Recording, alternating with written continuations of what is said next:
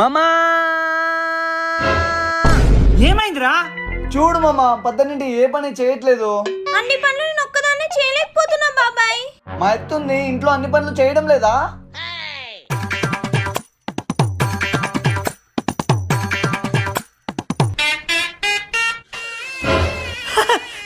మీ అత్తే అన్ని పనులు మీ అత్తే చేస్తుందిరా.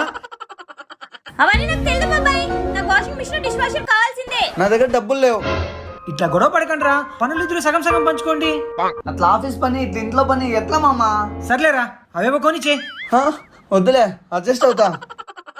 ధర్ని పోయి అత్త మామ కాఫీ తీసుకొని రాబో.